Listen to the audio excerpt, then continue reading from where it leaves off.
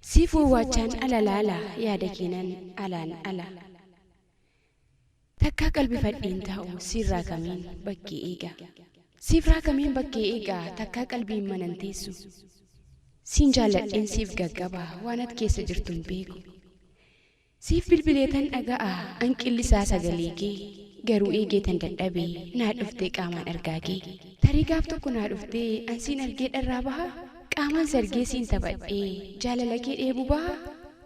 Moo akkan si yaaditti hafeen jaalala keef garba ta'a. Jedheen of gaafadha buusee baasee an waa'ee kee. Siif dhiphadheen siif raakamaa ani yoomuu hawwaa argaa kee.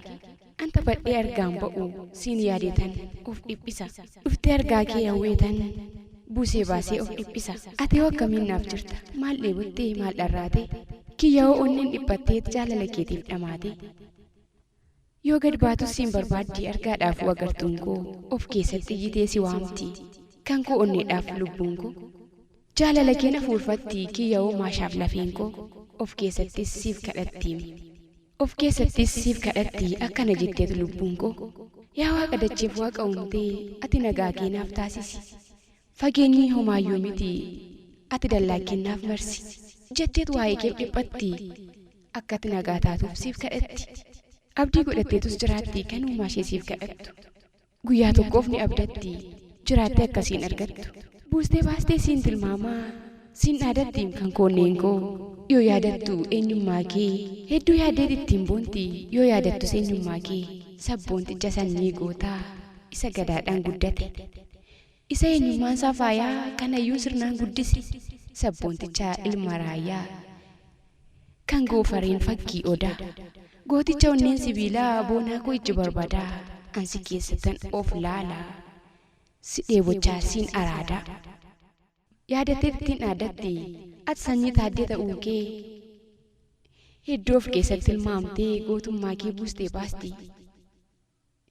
Hojii kee miidhagaa sana yaadatteetus siin araaddi. Fagoo taa'een siin tilmaamaa takkaa jiruu kurraan haftu. Jaalalani siif qabu fageenyaanis hin daangoftu. Nan beekawoo anaaf dhuftaa tulluu digdee cufaa saaqxee ragaa qabatamaan qabaa. Anoo waa'ee cimina kee addunyaa siif ragaa ba'aa. Akkat qomoo keerraa nafne akkat duutu eenyummaa keef akka taalaan hin daangofne.